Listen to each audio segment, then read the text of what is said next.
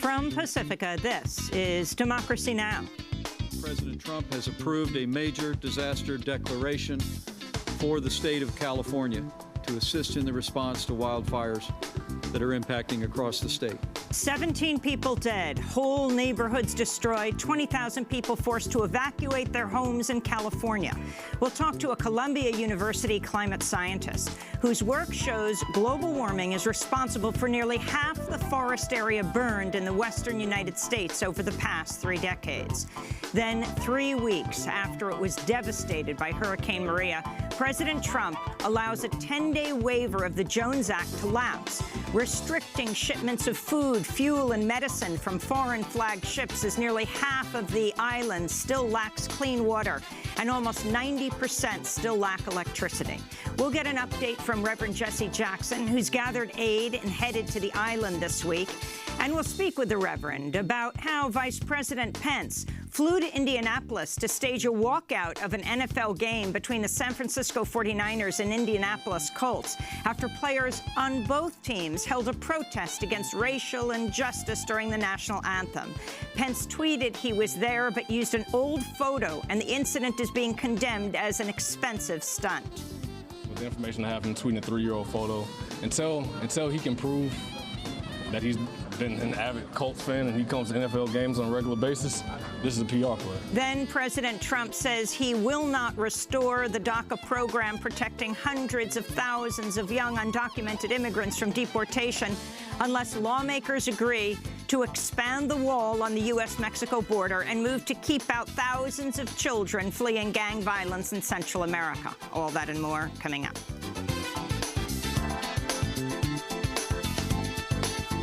Welcome to Democracy Now!, democracynow.org, the War and Peace Report. I'm Amy Goodman. In California, the death toll from the massive wildfires has risen to 17, with hundreds more hospitalized as the uncontrollable blazes continue to burn. More than 20,000 people have been forced to evacuate their homes. The chief of California's fire agency says the 2 most destructive fires are 0% contained. In total, more than 115,000 acres have been burned. Drone footage of Santa Rosa, California shows entire blocks of homes reduced to ash. Last year, the U.S. Forest Service warned an unprecedented 5-year drought has led to the deaths of more than 100 million trees in California, setting the stage for massive fires. Climate scientists believe human-driven global warming played a major role in the drought. We'll have more on the California wildfires after headlines. In Puerto Rico, officials are warning the island's health system is in dire condition as the island still has severely limited electricity and running water, nearly 3 weeks after Hurricane Maria hit Puerto Rico as a Category 4 storm. The New York Times reports one teacher named Harry Figueroa died after he went a week without the oxygen needed to help him breathe. He was only 58 years old. His corpse then went unrefrigerated for so long it was impossible to embalm his decomposed body. His daughter Lysandra said, quote, "Because of the electricity situation, a lot of people died and are still dying. You can't get sick now," she said. Other residents have contracted bacterial diseases, likely as a result of their exposure to contaminated floodwaters. The official death toll from Hurricane Maria has now risen to 43. On Tuesday, President Trump asked Congress for a $4.9 billion loan to help the island pay government salaries and other expenses. We'll have more on Puerto Rico later in the broadcast. In news from Washington, officials say President Trump has called for a nearly 10-fold increase in the United States nuclear weapons arsenal. The unnamed officials told NBC News that Trump called for the massive nuclear arms buildup during a July 20th meeting with the highest-ranking military leaders. It was after this meeting that Secretary of State Rex Tillerson reportedly called Trump a moron. In response, Trump has now called for an IQ competition with Tillerson. In an interview with Forbes published Tuesday, Trump said about the alleged moron comment, quote, "If he did that, I guess we'll have to compare IQ tests," unquote. A shocking new investigation by the New Yorker magazine has revealed a slew of new rape and sexual assault allegations against disgraced and now fired movie producer Harvey Weinstein, who had been one of the most powerful men in Hollywood for decades. Weinstein has also been a major Democratic donor. The New Yorker reports 3 women say Harvey Weinstein raped them, while more say Weinstein masturbated in front of them or forcibly touched them without their consent. Among the accusers is former aspiring actress Lucia Evans, who says she had just finished her junior year at Middlebury College when she was invited to a daytime meeting with Weinstein at the Miramax office. She said he pushed her head down and, quote, forced me to perform oral sex on him. I said over and over, I don't want to do this. Stop, don't. I tried to get away. He's a big guy. He overpowered me, unquote. Another woman, who was not named, says Weinstein forced himself on her during a meeting and raped her while she repeatedly said no. Like others in the article, she says she did not report the alleged rape and forced herself to continue to have professional contact with Weinstein because, quote, I was in a vulnerable position and I needed my job. It just increases the shame and the guilt, unquote. The article also reveals audio from a 2015 New York Police Department sting operation in which Weinstein confesses to groping Filipina-Italian model Ambra Batalana Gutierrez. The recording starts with Weinstein. I'm telling you right now. What do we have to do here? Nothing. I'm going to take a shower. You sit there and have a drink. Water. I don't drink. Can I stay on the bar? No, you must come here now. No. Please. No, I don't want to. I'm not doing anything with you. I now you're embarrassing me. I'm sorry. I No, cannot. come in No, here. yesterday was a kind of aggressive for I me. know. I need to know a person I to be won't touched. do a thing. I don't. Do a thing. If you embarrass me in this hotel. I'm not stay. embarrassing you. It's just walk. that I don't feel comfortable. I mean, don't have a fight with me in the It's not hallway. nice. Please, I'm not going to do anything. I swear, my children. Please come in. On everything. I'm a famous guy. I'm feeling very uncomfortable right Please now. come in now. And 1 minute. And if you want to leave, when the guy comes with my Why jacket, you can go. yesterday you touched my breast? Oh, please, I'm sorry. Just come on. I'm used to that. Come on. Are you used Please. to that? Yes, come in. Because No, but I'm not used to I that. won't. The New Yorker article also reports 16 current or former employees of Weinstein's companies say they personally knew about Weinstein's assaults or harassment. Meanwhile, a slew of Hollywood's most high-profile actresses have told the New York Times they, too, experienced Weinstein's harassment. Among them, Ashley Judd, Gwyneth Paltrow, Angelina Jolie, Rose McGowan, and Pulp Fiction star Rosanna Arquette. Paltrow said, quote, we're at a point in time when women need to send a clear message that this is over. This way of treating women ends now, unquote. Weinstein's wife, Georgina Chapman, a well-known fashion designer, says she's ending their 10-year marriage. On Tuesday, former President Barack Obama and former Secretary of State Hillary Clinton both condemned Weinstein, who's been a major Democratic donor. In a statement, Obama said he and Michelle have been disgusted by the reports and said, quote, any man who demeans and degrades women in such fashion needs to be condemned and held accountable regardless of wealth or status. Opposition to the U.S.-backed Saudi-led war in Yemen is growing in Washington, where lawmakers have introduced a congressional resolution to withdraw U.S. support for the ongoing bombing campaign. In an op-ed for the New York Times published Tuesday, California Congressman Ro Khanna, North Carolina Congressman Walter Jones, and Wisconsin Congressman Mark Pocan write they introduced the resolution, quote, in order to help put an end to the suffering of a country approaching a famine of biblical proportions. We believe that the American people, if presented with the facts of this conflict, will oppose the use of their tax dollars to bomb and starve civilians, unquote. The ongoing U.S.-backed Saudi-led bombing campaign has killed more than 10,000 civilians, sparked a cholera epidemic by destroying Yemen's health, water, and sanitation systems, and has exacerbated a famine that's left 7 million on the brink of starvation. In Spain, Catalonia's leader, Carles Puigdemont, said Tuesday Catalonia has won the right to independence, but appeared to stop short of declaring the region's secession and instead called for negotiations with Spain. La mateixa solemnitat The government and myself, we propose Parliament suspends the effects of the Declaration of Independence to undertake talks in the coming weeks, without which it is impossible to reach an agreed solution. We strongly believe that the moment requires not only to allay the tensions, but above all to make a clear compromise, to advance the demands made by the Catalonian people, taking into account the result of October 1st. Later in the day, however, Puigdemont and lawmakers did sign a Declaration of Independence. Today, Spanish Prime Minister Mariano Rajoy said he would move the government to invoke Article 155, which has never been used in Spain's modern democratic history. It would allow Spain to suspend Catalonia's lawmakers and seize administrative control of the region. And back in the United States, in Philadelphia, Mexican immigrant Javier Flores is slated to leave the Arch Street United Methodist Church, where he's taken refuge to avoid deportation for nearly a year.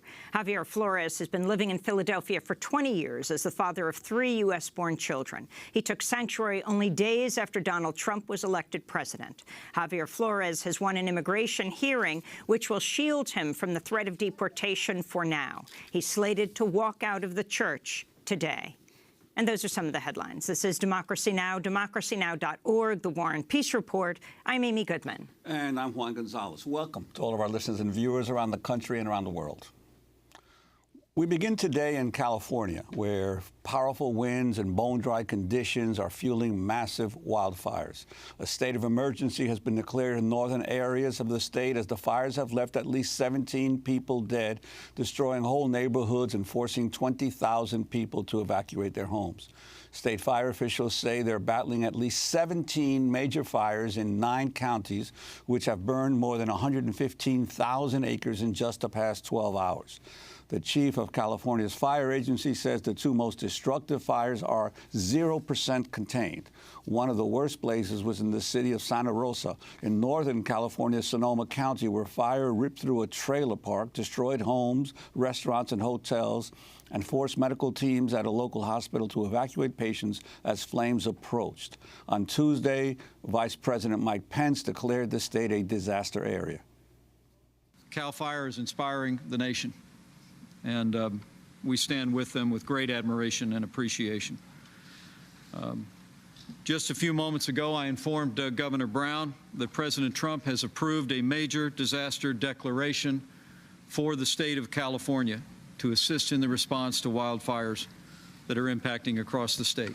The wildfires come after the U.S. Forest Service warned last year an unprecedented 5-year drought led to the deaths of more than 100 million trees in California, setting the stage for massive fires. Climate scientists believe human-caused global warming played a major role in the drought. For more, we're joined by Park Williams, who is a bioclimatologist at Columbia University's Lamont Doherty Earth Observatory. He's the co-author of a 2016 report showing global warming is responsible for nearly half the forest area burned in the western United States over the past 3 decades. Welcome back to Democracy Now! It's great to have you with us. So explain what is happening right now in California. The devastation is just incredible. Yeah, it is. So these fires that are getting the attention right now in California are very different from the big forest fires that have been getting our attention for the last several years. These fires are burning through towns, and the fires are really being driven by a big high-pressure system that is sitting over the coasts of the U.S. and driving winds from the east to the west, bringing very dry, warm air from the deserts of Nevada and Arizona out to the coast. And by the time the air gets to the coast, it's compressed down to sea level. It's very warm and very dry. It pulls the moisture out of vegetation, makes it ready to burn. And you said before the show began that part of the problem may have been the rains that came earlier this year? Yeah, so these fires out on the coast are very different from forest fires in that out near the coast of California, there's not a whole lot to burn oftentimes. We actually didn't hear a ton about fires occurring near the coast of California during the big drought, simply because it was so dry there wasn't much growing, so not much to burn. This year, though, follows a record-breaking wet or near record-breaking wet winter in California, and anybody who was in California in the spring knows it looked like the English countryside with green, lush grass growing everywhere. Well, that's the stuff that's burning right now. Grass is a very effective carrier of fast-moving fire, and all you need to do is dry the grass out, add a flame, and add very strong winds, and that's what's going on now. So you have said in this 2016 report that looks at the link between climate change and forest fires that since 1980, well, how much of the fires can be attributable to climate change? So when we concentrate on forests, we find there's a very strong link between drought and the amount of area that burns in a given year. And one really important part of the drought link is temperature. And we can actually mathematically determine the relationship between drought and fire, and therefore temperature and fire. And we know from climate modeling that the western U.S. has increased in temperature by 2 to 2.5 degrees Fahrenheit over the last century because of human-caused climate change trends.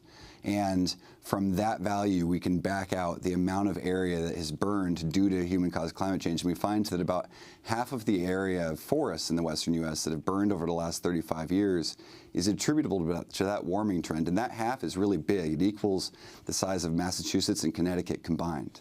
And what about the issue of urban sprawl, of continued expansion of towns into areas, forest areas as well? That's been also raised as a factor that makes the spread of these fires even more catastrophic. Absolutely. So the first thing you need in order to have a fire is, of course, a spark that turns into a flame and carries through into a large fire. And in the western U.S. and especially in California, people are the providers of those sparks. At this time of year, lightning is not occurring in coastal California.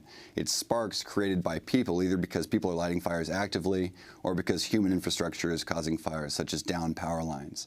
And so when I say that global warming has increased the amount of fire, that is really promoted by the huge amount of sparks, the amount of ignitions that people are providing to the landscape. If it weren't for people setting the fires, then we wouldn't see fires responding to global warming as we have. Why is there such a disconnect between you, the scientific community, and the meteorologists on television? I mean, who are they? Because now there is a second question being asked. I mean, they'll flash severe weather, extreme weather on their TV screens across the lower part of the TV screen as they talk. But they do not flash the words global warming. But the second step now is they're asked, like an anchor will say, why is this? But they will not use these words. They'll say warm weather here, colder weather, rain, fog, whatever. But they will not make this leap. Yeah, it's a really interesting phenomenon. I think it's because the term global warming and the term climate change have been politicized. But in the circles that I work with real climatologists who are working on these issues every day, there's no hesitation to use those terms. As you put greenhouse gases into the atmosphere, the globe warms. Whether it's the Earth or another planet, it's just a law of physics. And so it is surprising to see trained meteorologists on TV steer away from those terms. Not all of them do. I've seen some good, refreshing, and educated discussion as well. I wanted to ask you in terms of you said that we should be getting accustomed to even more and more virulent fires in the future. Could you talk about that as well? Yeah, so since the early 1980s, when we go back to talking about forests, since the early 1980s, we've seen the amount of area of forest that burns in a given year increase by 600 to 800%. And so these days, every year, we hear people who are fighting fires saying that they've been fighting fires for their whole career, say the last 30 years, and they're seeing fire activity different than anything they've seen during their whole careers. Now, based on what we know about global warming and the link between warming and fire, and the amount of that fire has already increased in the last 30 years, it's I'd say an easy extrapolation to say in a warmer world 30 years from now, fires will once again be unrecognizable to people who are fighting fires today. They will continue growing and therefore continue to become far more difficult to fight. Well, I want to thank you very much for being with us. Park Williams, a climate scientist at Columbia University's Lamont Doherty Earth Observatory, the co-author of a 2016 report showing global warming is responsible for nearly half the forest area burned in the western United States over the last 3 decades. And we will link to that at DemocracyNow.org. This is Democracy Now! When we come back, the Reverend Jesse Jackson joins us before he heads off with a plane load of aid to Puerto Rico. We'll talk with him about what's happening on the island. We'll go from Puerto Rico to the football games and to what Vice President Pence did in going to Indianapolis and then leaving a game protesting the black athletes who took the knee, who protested racism during the national anthem. This is Democracy Now! Back in a minute.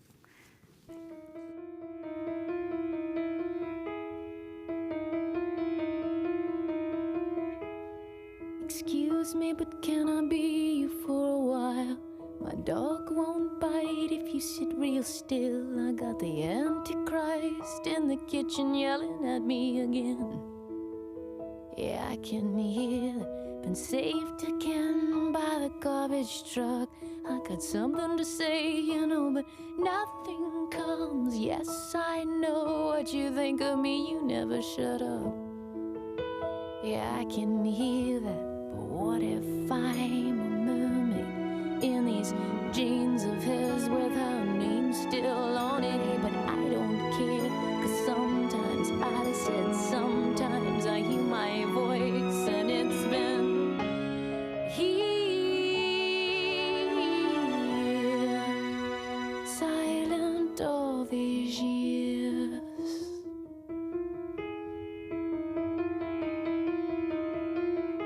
So you found a girl who thinks really deep thoughts. What's so amazing about really deep thoughts? Boy, you best pray that I bleed real soon. How's that thought for you? My scream got lost in a paper cup. Do you think there's a heaven where some screams have gone? I got $25 and a cracker. Do you think it's enough to get us there? Silent All These Years by Tori Amos here on Democracy Now!, democracynow.org, The War and Peace Report. I'm Amy Goodman with Juan Gonzalez. Well, we turn now to Puerto Rico, 3 weeks after it was devastated by Hurricane Maria. On Tuesday, President Trump asked Congress for a $4.9 billion loan to help the island pay government salaries and other expenses. This comes as he allowed a 10-day waiver of the Jones Act to lapse, restricting shipments of food, fuel, and medicine from foreign-flagged ships, as nearly half of the island still lacks clean water and nearly 90% lacks electricity. The expiration of the Jones Act waiver came over the fierce opposition of San Juan Mayor Carmen Yulín Cruz, who blasted the Trump administration's slow response to the hurricane, tweeting on Sunday, "Power collapses in San Juan Hospital, with 4 patients now being transferred out, have requested support from FEMA, nothing." Federal Emergency Management Agency Chief Brock Long on Monday dismissed Mayor Cruz's comments, telling reporters, quote, "We don't have time for the political noise." Puerto Rico Governor Ricardo Rosselló said Friday that 63 of the island's 69 hospitals are operational. But reporters with the Center for Investigative Journalism say they visited several hospitals and found they had limited capacity or were even closed. On Tuesday, the official death toll from Hurricane Maria rose to 43. This comes as military security firms continue to patrol the streets of Puerto Rico's capital, San Juan. Academy, formerly known as Blackwater, has a pending bid to provide security services for water transportation. Meanwhile, solar companies and nonprofits say they could help Puerto Rico regain power. Tesla CEO Elon Musk tweeted last week his company could help rebuild Puerto Rico's electric grid. Governor Rosselló tweeted back that the island could be Tesla's flagship project. For more, we're joined by Reverend Jesse Jackson, civil rights leader, founder and president of the Rainbow Push Coalition. He ran for president in 1984 and 1988 as a Democrat. More recently, he helped to gather aid to send to Puerto Rico, and this Saturday he will be headed there. He's written a column published around the country this week headlined, "How to Put Puerto Rico Back on Its Feet." We welcome you back to Democracy Now, Reverend. Good to see you again. It's good to have you with us. First, I wanted to ask Juan, though, about the latest on the Jones Act and President Trump's $4.9 billion loan request. Well, Amy, the $4.9 billion really doesn't even begin to scratch the surface, and it is a loan request. In other words, Puerto Rico has to pay it back.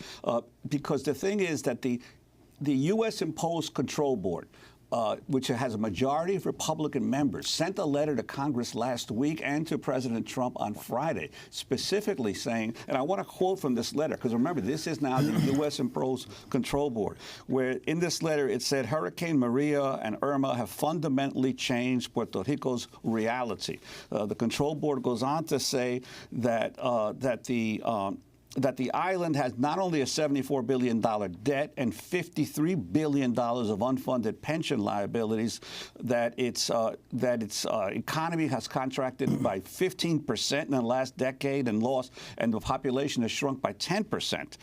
But it says that it continues to have severe liquidity challenges and persistent budget deficits. So even before the hurricane hit, the government was bankrupt, had no money.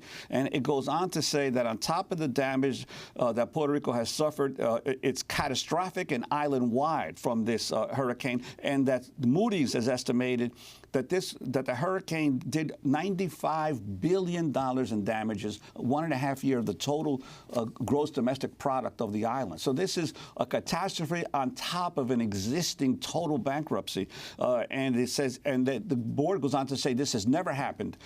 And so it calls for all matching funds from the federal government for any kind of disaster relief to be waived, and it calls for massive help for the government. I want to put in context. After Hurricane Katrina, the federal government allocated $85 billion to the Gulf Coast for recovery. After Superstorm Sandy, the federal government allocated $50 billion to New York and New Jersey for recovery efforts. And we're now talking about a $4.9 billion loan to Puerto Rico. That's amazing. You know, Puerto Ricans and Virgin Islanders are American citizens. They're not foreigners as they're projected to be. It's a structural dislocation. It's time now for massive debt relief and renegotiation, for investment, low-income. You know, the Marshall Plan is not there was so much money that was given or lent to them. It was 50-year loans and 2% government secured. So a combination of debt forgiveness and investment with long-term loans. And the 300 American corporations have used Puerto Rico as a tax haven. They too must step up to the plate. And what are you hoping to do with this aid package that you are putting together and taking on there on Saturday? We want to keep Puerto Rico and the Virgin Islands on the front page. Number one, we're talking with the governor. He said we need medicine, and we need water, and we need generators. Now, one thing that they can do, they must have massive evacuation. Those persons who cannot get medical care we would call hospitals in this country, who receive the sick. They have massive airlifts of Puerto Ricans to the mainland. They're already Americans. Second, the children can be massively airlifted to schools in the U.S. Congressman Gutierrez went there and he brought back 4 students from Puerto Rico. The Chicago congressman. Indeed. So the fact that you could have massive airlifts for the sick, because if they project a year without proper generation power, many will die in the hospitals or trying to get into hospitals. Well, Reverend Jackson, you probably recall after Hurricane Katrina, there were thousands of refugees from New Orleans who were basically taken in by other states and cities. I recall interviewing... There were citizens called refugees. They were not refugees. Right. They were citizens. And they were able to go first to higher ground in Baton Rouge and Houston, Chicago, New York. FEMA had evacuation money to evacuate them from a tough situation. FEMA can evacuate many people. Now, there are those who are against BACA on the one hand, who are trying to run, quote-unquote, non-whites out of the country, may find it offensive to bring more Puerto Ricans in. But Puerto Ricans are Americans, and so are citizens, and so are Virgin Islanders. And so we need something. It's good to take some medicine, some food, but given the structural dislocation, they're going to need some different kind of help, massive and quick.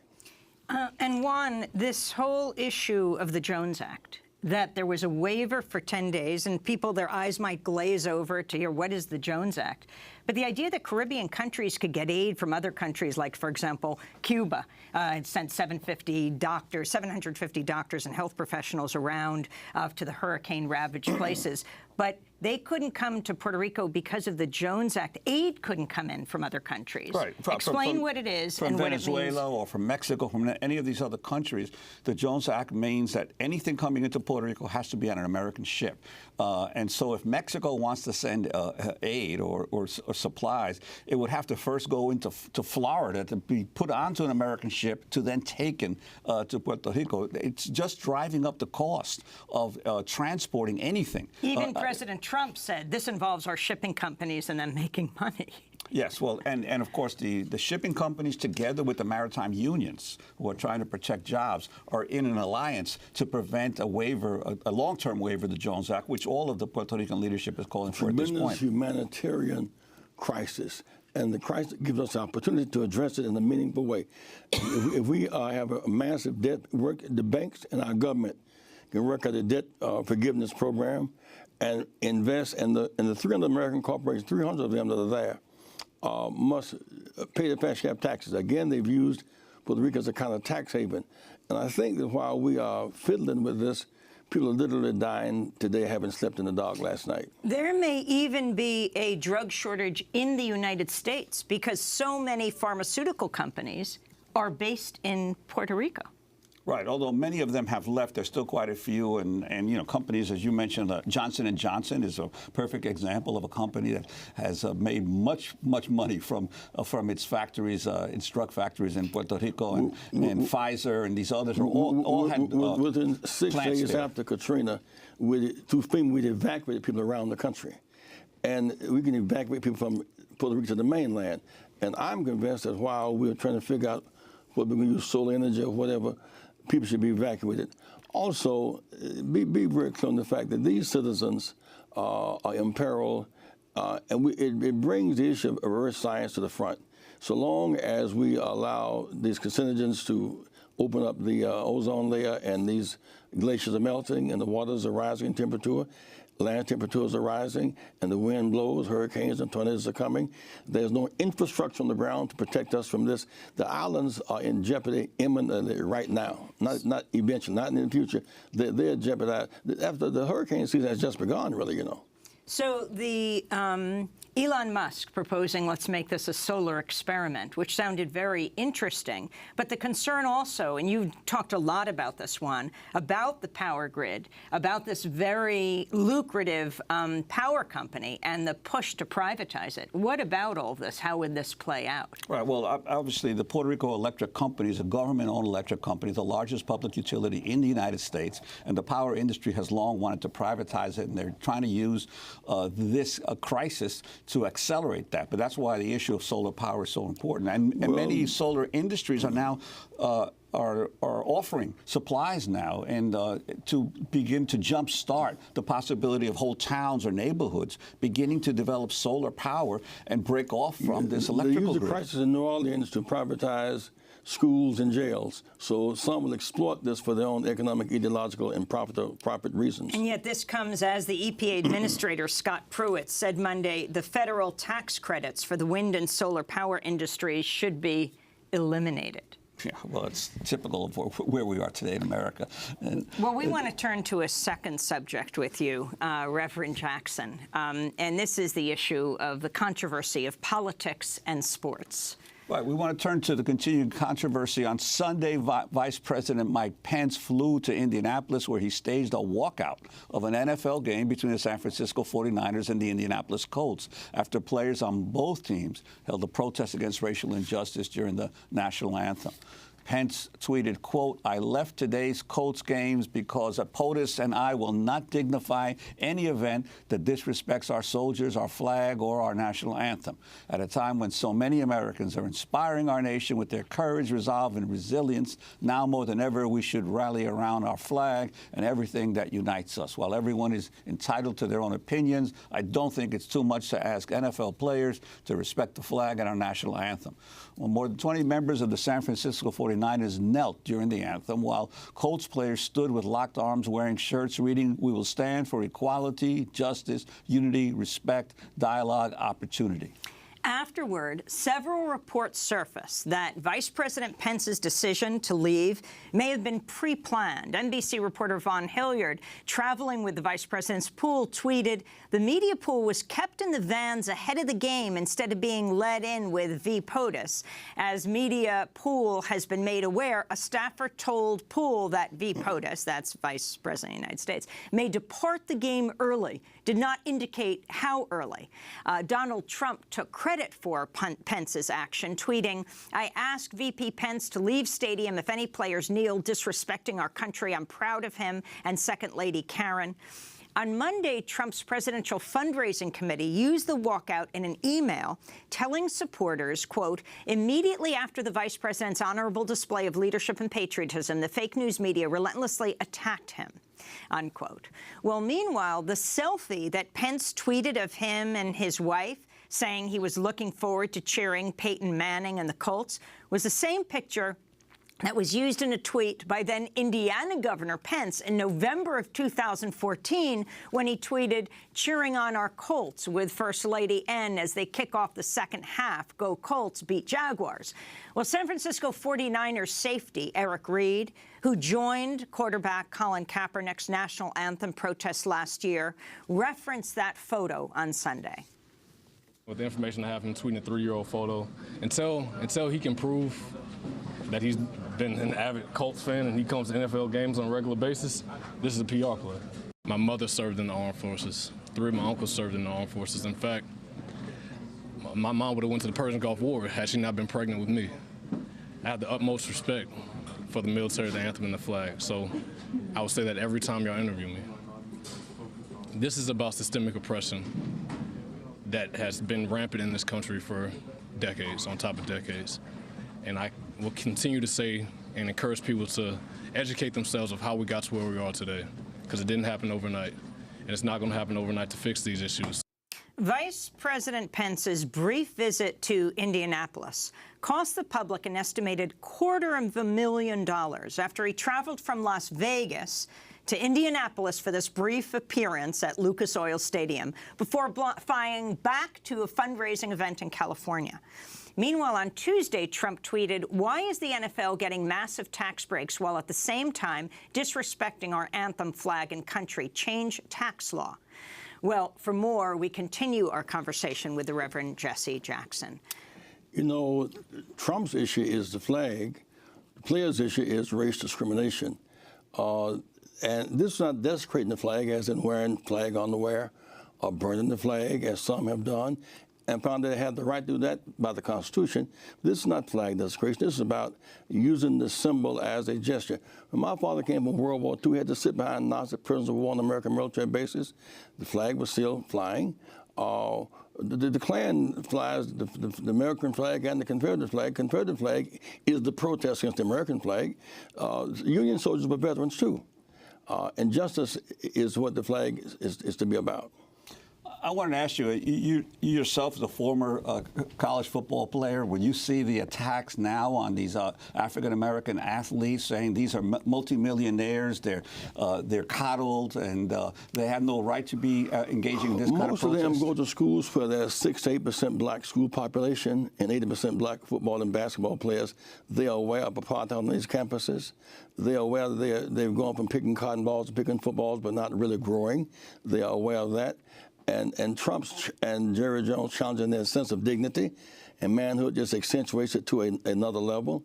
Kaepernick, his right to have a job trial is being denied. His constitutional rights being challenged. The players are in the First Amendment.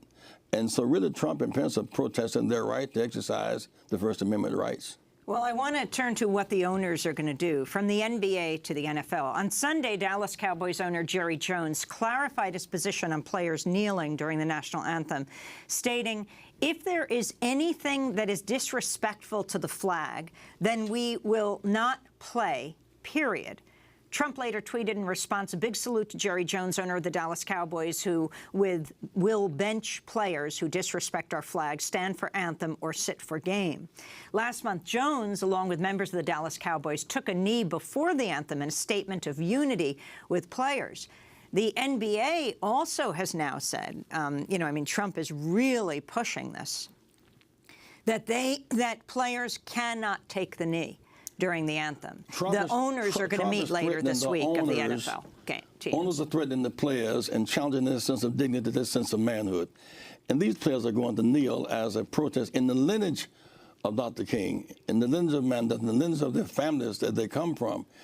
And so I would hope Jerry Jones would not take a position so strong, such as so anti-American. He's otherwise a fairly decent guy. I've known him for a long time. I remember players he's helped Bob Hayes, others after the playing days. He's a good guy. But I think Trump has diverted the issue from racial justice to flag. And how can Trump take the lead on a patriotic flag test when it was time for war? He's a draft dodger. You know, the issue, you're a reverend. We had Reverend Barber on last week, and he talked about the symbolic importance of taking a knee, of the symbol of prayer. Dr. King, and you were with Dr. King in his last moments of breath.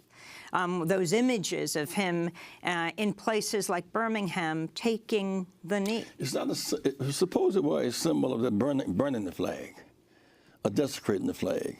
Some had, as it did, were flag on the way, to make another point. They're simply kneeling, and this a nonviolent protest should be met with embrace. Kurt Flood made a protest against the owners owning players when they tried to sell him. And that the reason we have free agency today is Kurt Flood. He took the test of courage. He passed the test. He was kicked out of baseball. In some sense, he's in the Ali, I have the right to change my name, not by the war tradition. He's in the lineage of Jackie Robinson. He's in the lineage of those athletes who, with a sense of dignity, non-negotiable dignity, fought back. And I think that Colin Kaepernick is a martyr by virtue of his suffering, and he deserves the right, even now, to try out for teams. Harry Edwards says he should be nominated for a Nobel Peace Prize. Colin Kaepernick. Yes. Well, I wanted to switch the topic to another issue that you've been raising a lot of concerns about, and that we also discussed with Reverend Barber last week, was the issue of voter suppression across the country and the impact that is having on the ability of the people to express their democratic will. The election by 3 million votes. Gore was winning, and they stopped the count on the states' rights and didn't count the votes in Duval County. And he did not fight back. I don't understand that yet. I thought Hillary threw in the towel much too quickly. The Electoral College is as outdated as a Confederate statue. She won the election. Now we've heard the narrative about the Russian hacking. That's a factor, no doubt. And Comey and the FBI, that's a factor, no doubt, and electoral. But voter suppression is not dealt with. And in North Carolina, on November 9th, the Republican chairman celebrated. We suppressed the black vote. He declared it a celebration. I spoke to a school with 7,000 Democratic voters. They moved the precinct from the campus to 3 miles down the road. They moved 168 precincts in North Carolina, in Philadelphia, Pennsylvania, in Pittsburgh, in Detroit, and in Wisconsin. Voter suppression was the difference in those 4 critical states. And so I think that we have formed a voter commission, Dr. Bob Brown and others of us, to offset the idea of the voter fraud, because there's no evidence of voter fraud, but much evidence of voter suppression. When we got the right to vote in 1965, blacks couldn't vote, white women couldn't serve on juries in the South, 18-year-olds couldn't vote, you couldn't vote bilingually, you could not vote bilingually. But we were able to challenge that and get proportional representation and democratize democracy. And so what they tried, well, we do registration, they do nullification. I think that we may have underestimated the impact of voter nullification schemes. The more we put in the bucket, the bigger the hole gets. We must now stop and fight the fights of states' rights and fight for. In Illinois, we now have automatic voter registration, and must fight for the constitutional right to vote. We do not have the constitutional right to vote, only the states' right to vote. And we must have the constitutional right to vote, so states cannot upend the national election. And we must also fight right now for automatic registration at age 18. So what could be done, especially in light of the fact that President Trump has created a commission to investigate voter fraud? And that's what we put. The alternative commission is a commission on voter justice. And we're going around the country doing workshops. Has this been constituted, this alternative commission? It has been constituted, and it is now rolling out. Attorney Bob Runwine and others of us, Vince Hughes, chairman of the Finance Committee. Barbara Arnwine is her title is she is with the civil rights attorney in Washington, D.C. Indeed. And so that commission, we talked with Bernie Sanders was identifying with it, and Elizabeth Warren is identifying with it. We're going to have an alternative to the Voter Fraud Commission. But last week, I went to Virginia, went to 21 stops in 5 days, doing voter registration, and in New Jersey. And I found many students who are protesting have not yet faced the fact, if you live in, you're from New York, you're at school at Charlottesville, you have the right to do on-site voting where you live actually. So students who are living in one place and voting in another make an unnecessary burden upon themselves. So we're fighting for residency rights in voting. And if students in Virginia turn the higher crime and Terror Act into mass registration, they can win the election in Virginia. But they cannot very well be in Virginia, in Charlottesville or Richmond, and not be able to vote where they live. Finally, you know, President Trump tweeted against the black athletes, but did not tweet about the second Charlottesville rally that was held this past weekend. He attacked the black athletes, but not the white supremacists led by Richard Spencer in Charlottesville. This is Charlottesville 2 with their torches once again. Well, if they love the American flag so much, why do they challenge the Confederate flag, which is antithetical to the American flag? They rally around the Robert E. Lee. Robert E. Lee said, don't bury me in a Confederate uniform. Don't have any paraphernalia around me because we lost that war, and it would be an insult to the North. In the name of healing, don't put any Confederate paraphernalia around me. Lincoln forgave and pardoned many of them in the name of healing. So this idea of reopening didn't Robert E. Lee say, don't make statues of me? Of course he said that, and so this issue of making of him an idol itself, among other things, is bad religion. But what we must do in the meantime is register with passion, campus by campus, and register to vote where you actually get your mail every day. Register and vote in the school that you attend.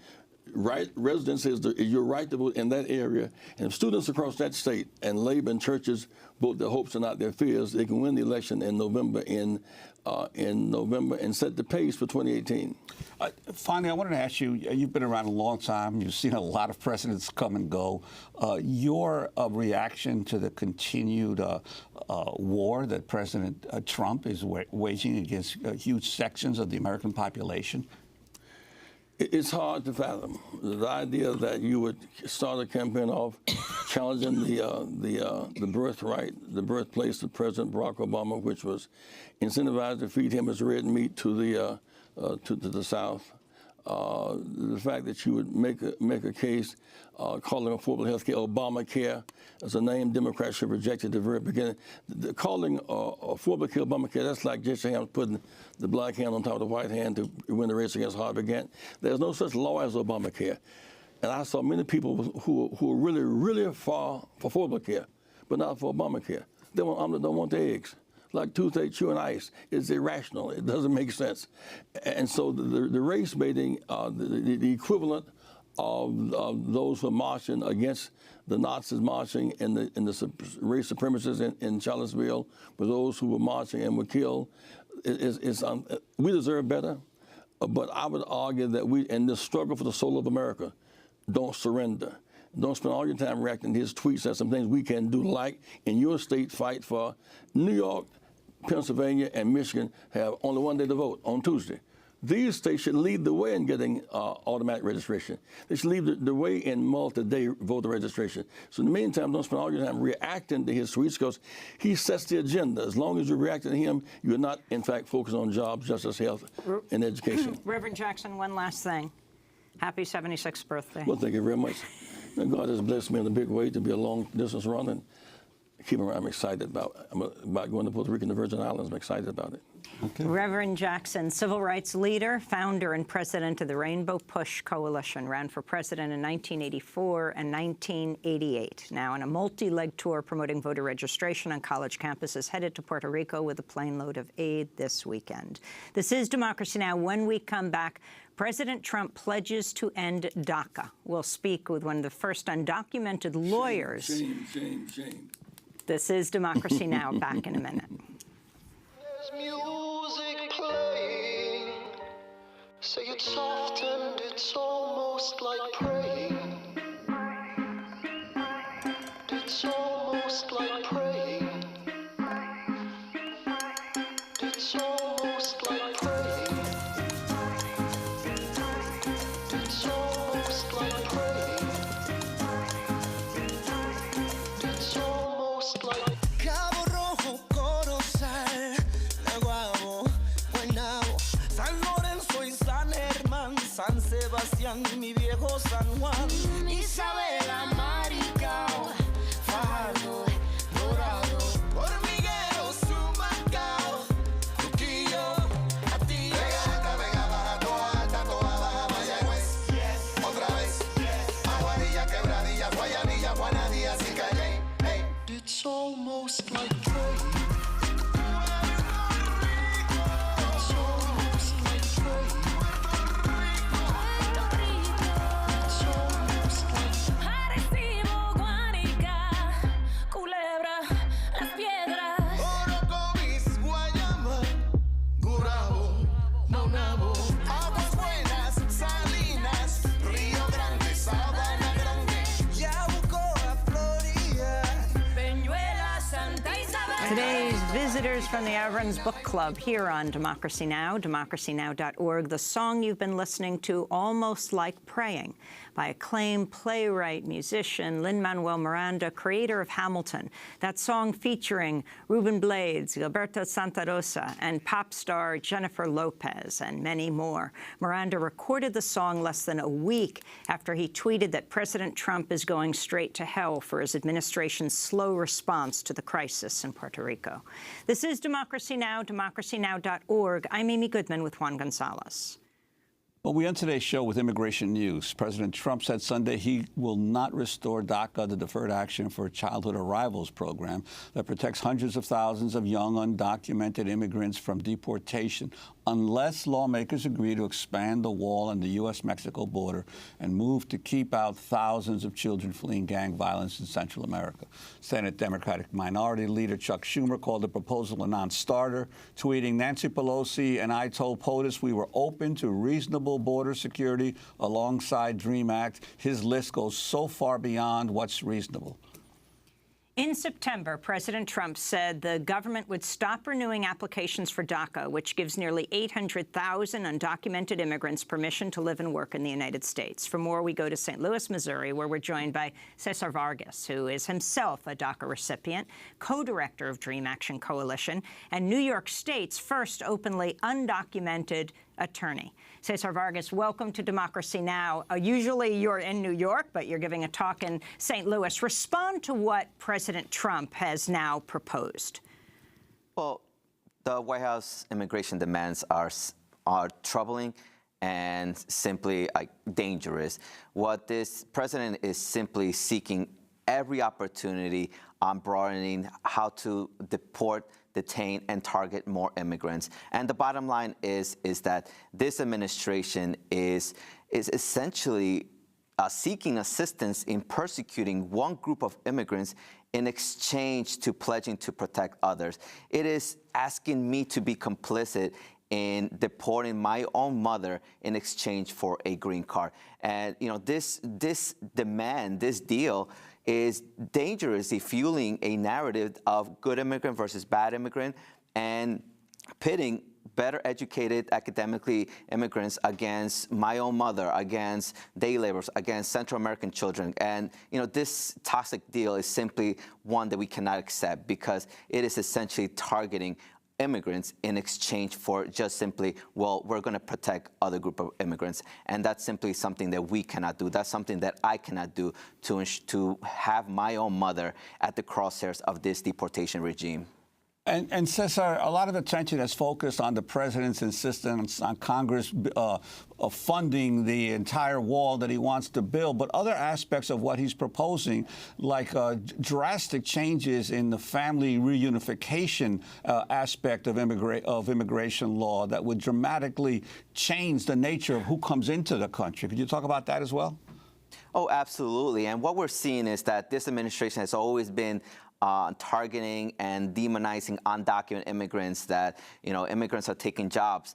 But what this administration is also doing is reflecting that nationalist, white supremacist agenda by Attorney General Jeff Sessions of targeting legal immigrants as well. So, he's trying to cut legal immigration to ensure that the parents, the spouses, sometimes the children of many of immigrant families to come together. That's un-American. This nation is founded on basic principles of keeping families together, on ensuring that people can seek a better opportunity and live the American dream. And this president, again, is seeking every opportunity to target, detain, and deport more immigrants, both undocumented and legal immigrants. And, this is something that is a very, very dangerous potential deal that we hope the Democrats can push aside. And I get some of young people whose DACA protection, which is deportation relief and work authorization, it expires in a matter of a few weeks. And for me, my DACA expires in 2019. So I understand the urgency,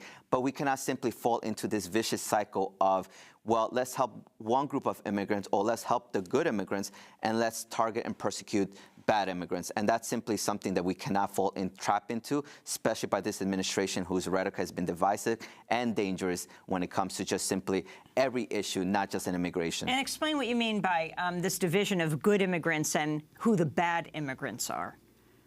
Well, for me, it's easy for people to say, well, these dreamers, these DACA recipients who are in college, who are in law school, who are lawyers, who are doctors, engineers, those are the good immigrants according to what this administration has been saying.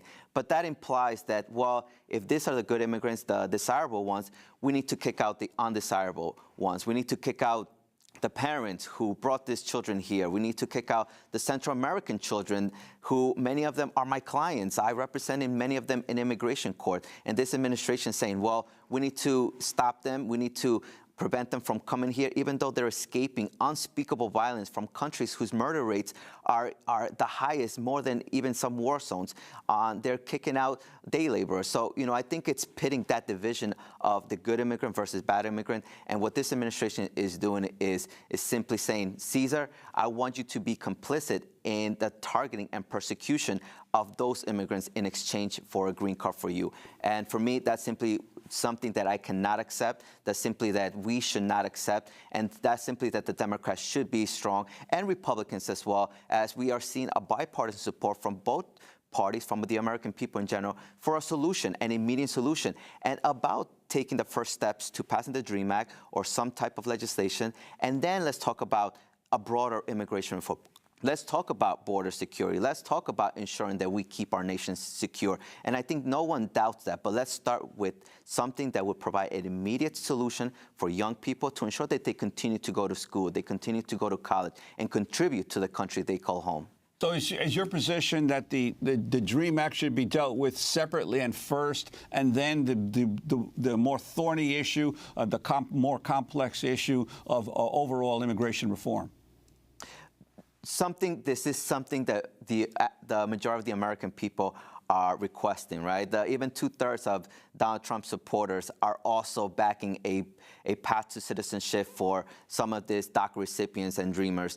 And I think this is something that we can do immediately. We already have bipartisan support. We have various multiple legislation like the Recognize American Children Act by Congressman Corbella. We have the Succeed Act by Senator Tom Tillis from North Carolina. We have the DREAM Act by Senator Lindsey Graham and Dick Durbin. So there's a bipartisan effort already underway, and we should start by congressional action, and then let's work with the administration. We're no one saying that we don't want to work with the administration on this deal, but at the same time, we're not going to fall into trap into accepting something so toxic that's going to persecute one group of immigrants in exchange of protecting others. And I think that's something that we need to work to ensure that we can have a solution for many of these young people and ensure that we can contribute to the country we call home. Cesar Vargas, I want to thank you for being with us, co-director of the Dream Action Coalition, New York State's first openly undocumented attorney. And that does it for our broadcast. Democracy Now! Is produced by Renee Feltz, Dina Guzder, Nermeen Sheikh, Carla Wills, Laura Gottesdiener, Sam Alcoff, John Hamilton, Robbie Abby Karen, Hani Massoud, Sharina Nadura, Amel Ahmed, and Nat Needham. Mike DeFilippo, Miguel Noguera, and Paul Huckabee, our engineers. Special thanks to Becca Staley, Julie Crosby, Hugh Grant, David Crude, Ariel Boone, Vesta Godars, and Karl Marxer. I'm Amy Goodman with Juan Gonzalez. Our website is democracynow.org. Thanks for joining us.